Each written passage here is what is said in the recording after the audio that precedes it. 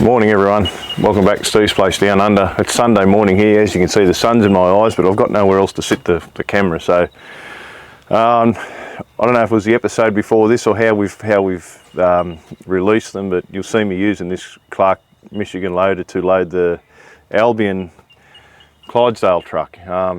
Getting towards the end of the day, if you remember that episode, something happened to it, which was only yesterday, but it went into full lock by itself. It just articulated right round one direction. Now the steering wheel just spins round and round, and we had to leave it down here. So I'm just going to quickly pop the column out. I wasn't going to film it, but it is content for those of you who are interested. So I don't know what's happened, whether the shaft's come up out of the rotary valve or not. I remember years ago when the company I worked for we were running open bowl Cat 631E scrapers. The steering shaft used to go down into the rotary valve, and as it would vibrate and build up with dust, it'd just keep working itself out because the dust wouldn't let it settle back into it. And they used to do exactly the same thing. They didn't go to full lock, but the steering wheel just used to spin around. You had to get down there and dig it all out, and it was fairly common. So whether something like that's happened, I'm not sure. There is a bit of a gap under the column between the bottom of the wheel and top of the column, so whether it has come up, I'm not sure. She shook the hell out of me yesterday, this one. I don't know, I'm worn out today from her, but I don't want to leave it down here. Plus we've still got a little, probably 6 loads or something to do. So anyway, we'll get in there and pull it apart and see what we can find.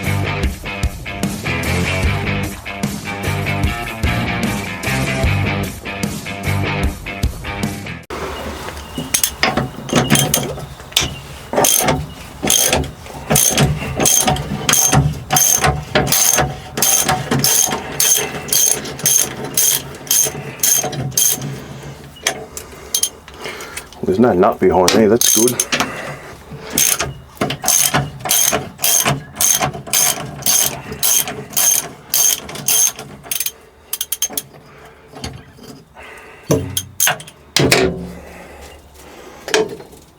Oh dear, she snapped.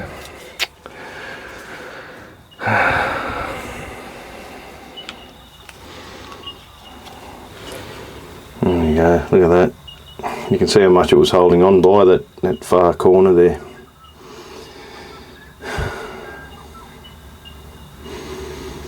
Looks like there's no removable floor plate either. It's got to actually come out.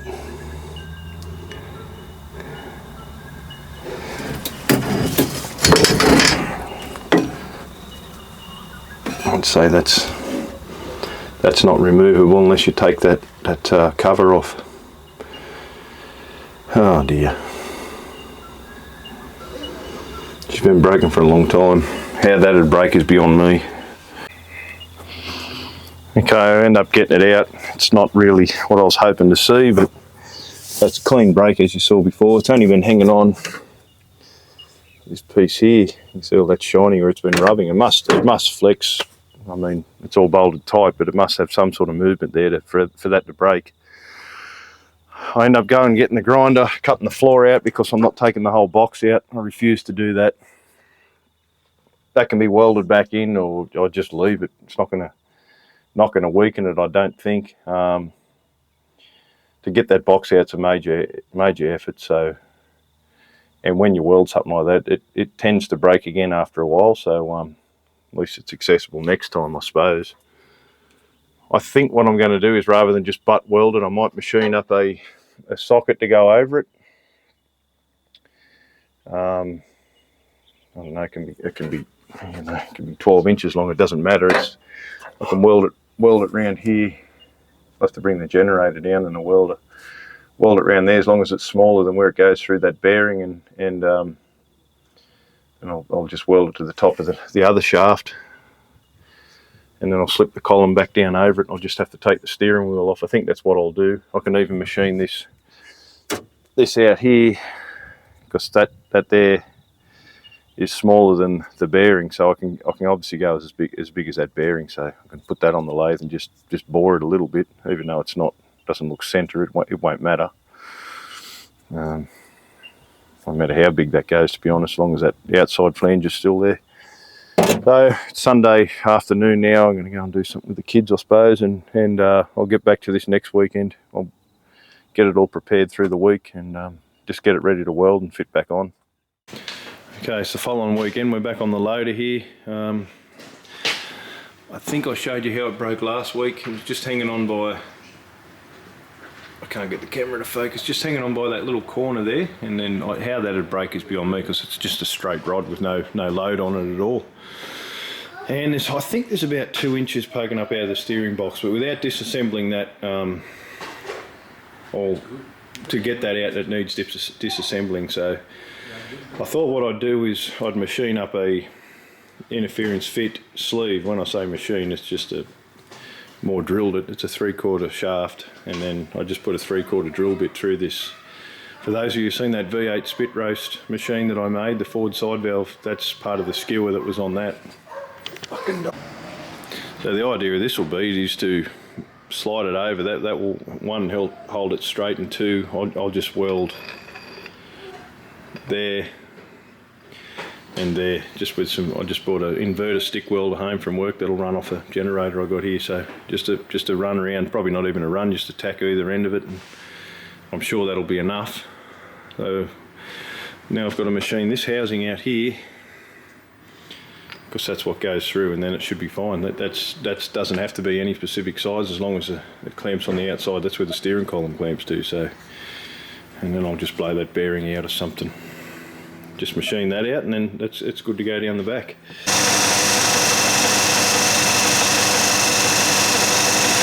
It's not exactly straight, but I don't think it's going to matter. Slowly hand feed it into it.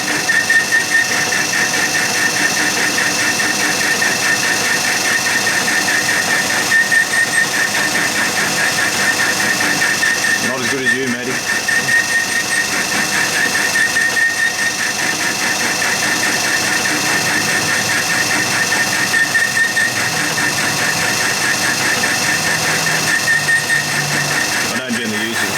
Like this either. I was machining something else last night, and then it got too late, so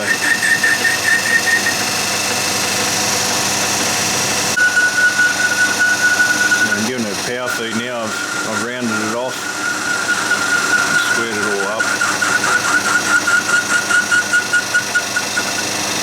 There's only a sort of a 1/4 inch gap between where I'm boring and the roller bearing in there, so I don't really want it to hit that.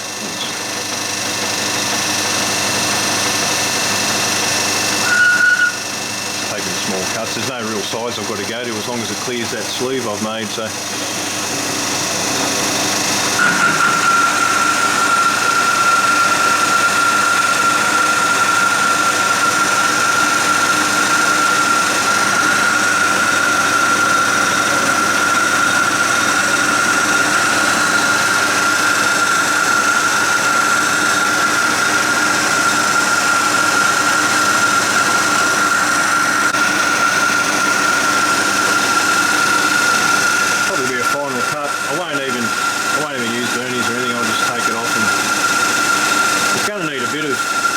because you can see the outside section is where it does clamp on isn't exactly, it's got a bit of run out, so you don't want that sleeve rubbing on that where we bored. So the bigger the better really, because it doesn't support anything as long as it doesn't come through to the outside.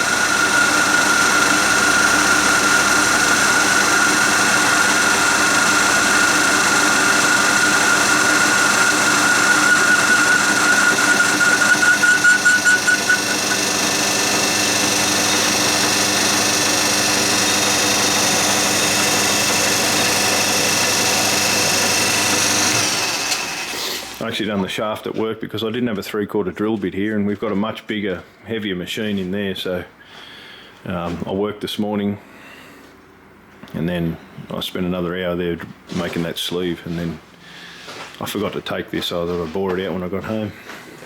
I think it's going to be fine. I mean, it's, you know, it hasn't got that much run out. The more you leave there, the stronger it's going to be. We'll go down now and see if the generator will run that inverter welder I brought home, and see if she'll weld. Okay, you ready, mate? I've got my son helping me today, Zachy. You got merch on, haven't you, son? Look at that. And you got a yellow shirt. You gonna drive? Yeah. Okay. So for those of you new to the channel, when the loader broke, we were loading this old Albion truck up here. If you want to see that video, that will be before this one. So go back to the previous episode, or one or two back anyway. So it'll be before this, so it makes more sense. This is the pad we're doing. It's only been pushed out with the little excavator at the moment. Then we're going to grade it and then move all these trucks over. Work in progress. I'm my number one helper today. What are you going to do? Help Dad? Yeah. Yeah, are you? You're going to weld? Yep. You see how much we moved the old girl last week? There's a fairly decent pile of rotor mill right up to here, so she done a lot of work. It worked most of the day, and then I dove into this heap here and she went full lock by herself and stopped, and the steering wheel just spun around. So again, you saw this at the start of the episode, but for that sleeve will slide down over there. Then I'll try and, I've only got a stick welder here at the moment, just try and run something around that, and then the shaft will slide in. Then I'll just slide the actual column down over it and put the wheel back on. So there's a sleeve on it there. You can see it's just a tad smaller than the shaft coming out of the box.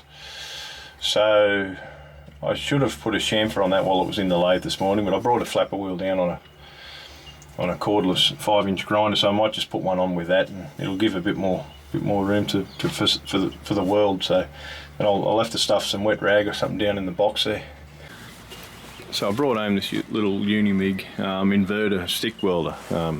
We had it years ago at the workshop when I was in field service, actually, for fixing handrails and small repairs like that. Rather than, we had generator welders on the truck, but we just ran this off the 240 volt rather than drag those big heavy stick leads up over the side of it and everything. You can just run this up and just run a normal extension cord to it. So I just went to start this thing and it had no petrol, and our last couple of weeks ago it did. Hasn't been used, was obviously just evaporated. So try again. Okay, forgive me for my shakiness. I'm holding the tripod, not the gimbal. So welded down in there. Had to grind it back because it exceeded the shaft that goes through the bearing, and I MIG'd here as well. So I think that's fine. End up going up and getting my MIG machine. I didn't even give it a thought. I thought that little caddy would be a lot better, but this welded no problem at all, running off that generator through that cord. It's just magnificent. But on the way up, to get that, the helmet I've had for years, it's not an expensive one, but fell off the car and I ran straight over it. So as you see in every video, it's just cost me that much money doing this. But anyway, something else I've got to buy. It was only a cheap thing, but had it for years and it worked well. So we'll bolt that down now, put the wheel back on, and see if she goes. So we're going to give her a go. I've gone and got the Albion truck. For those of you who haven't seen that, the episode before this, we're carting loads with it, so go back and have a look at that. I might film loading it, but I won't film driving the truck on this episode. So we'll get the Clark going.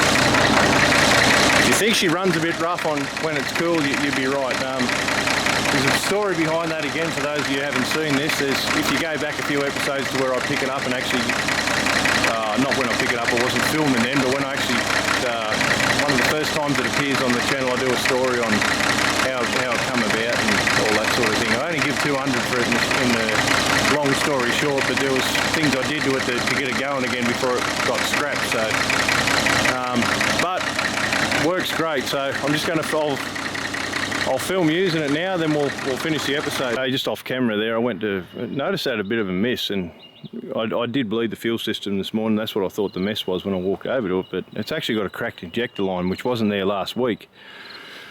I don't know how that would have happened, just sitting there like that. But anyway, I'm going to film it, but it's going to have a miss in it. And if you go back to the last video, you'll see exactly last weekend when I'm loading this same truck, it didn't have it. So those lines on that are off a 6354 Perkins, because when I got this it was all in bits and there was parts missing, so I just made it up what I had laying around. So that's why they're bent all around like fence wire, because they're off something completely different. So I have got more, but they're up at the house, up the house shed area, so, and I'm nowhere near that. So while I'm down here, I'm going to take a load back up rather than drive up empty and get it. So it's just going to have to miss for 5 minutes. So anyway, enjoy.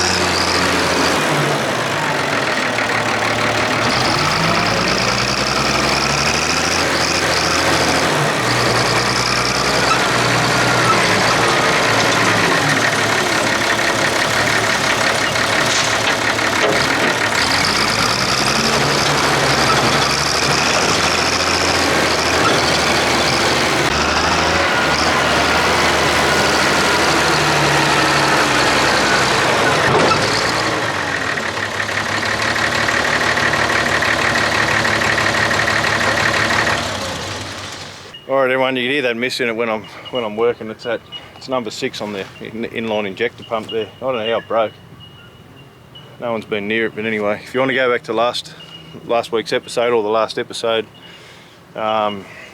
you'll see it wasn't missing, it was working fine. So thanks everyone for watching. I know it's a bit hard to use this, so don't judge my operating skills on something that's everything's tight and worn. And so thanks Patreon members, and thanks for everyone for watching. Stay tuned for the next one.